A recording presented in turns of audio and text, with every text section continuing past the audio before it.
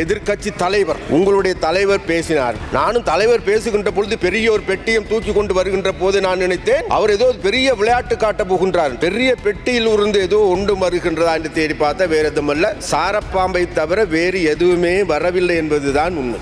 ஏனென்றா எந்த விதமான அர்த்தமோ பொருத்தமோ முஜிபுர் ரஹ்மான் அவர்களை இதை சொல்லியாது கொடுங்களா அப்பா. அதன் பிறகு இன்னொருத்தர் தடு ஓடி வந்தார். யாருன்னு கேட்டா 2029 ஆண்டில் நான் தான் ஜனாதிபதியாக போகின்றேன் என்று கூறிக்கொண்டு கடந்த 21ஆம் தேதி இந்த பாருங்க எங்களுடைய வீரனுடைய விளையாட்டை காட்டினாரு ஒருத்தர்.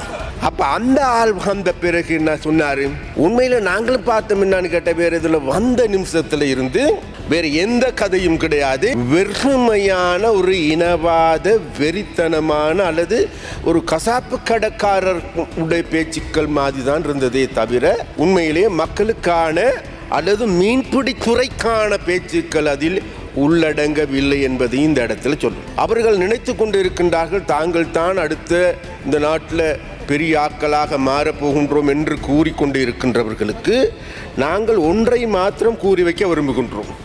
இந்த நாட்டில் ஒரு போதும் இந்த நாட்டு மக்கள் உங்களுக்கு ஆட்சி அதிகாரத்தை மாத்திரம் தரமாட்டார்கள் என்பதை மனதில் வைத்துக் கொள்ளுங்கள். இன்னும் ஒருவர் இருக்கின்றார், வேறு யாருமல்ல, அதாவது இந்த கஜேந்திர பொன்னம்பலம் என்பவர், அவருடைய பாட்டன் அவருடைய அப்பர் இவர் எடுத்துக்கொண்டாலும் இனவாதி. அந்த இனவாதிகள் இன்றைக்கு எங்களை பார்த்து சொல்லுகின்றார்கள், நாங்கள் ஜேவிபியா இந்த நாட்டில் வாழுகின்ற தமிழ் மக்களுக்கு எதிராக செயற்பட்டோம் என்று.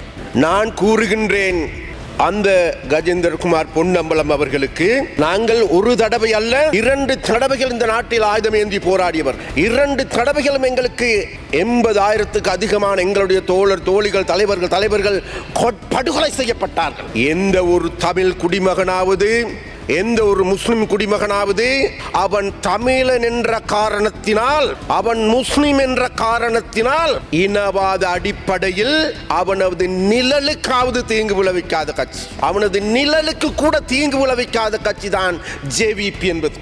அதன் காரணமாகத்தான் கஜேந்திரகுமார் பொன்னம்பலம் அவர்களே கடந்த பொது தேர்தலில் உங்களை புறம் தள்ளிவிட்டு, உங்களுக்கு இதற்கு முன்னர் 2 ஆசனங்கள் இருந்தது, உங்களை ஒரு ஆசனத்துக்கு தள்ளிவிட்டு யாழ் மாவட்ட மக்கள் எங்களை 3 பேரை தெரிவு செய்திருக்கின்றார்கள். வன்னியில் இருந்து 2 தெரிவு செய்திருக்கின்றார்கள்.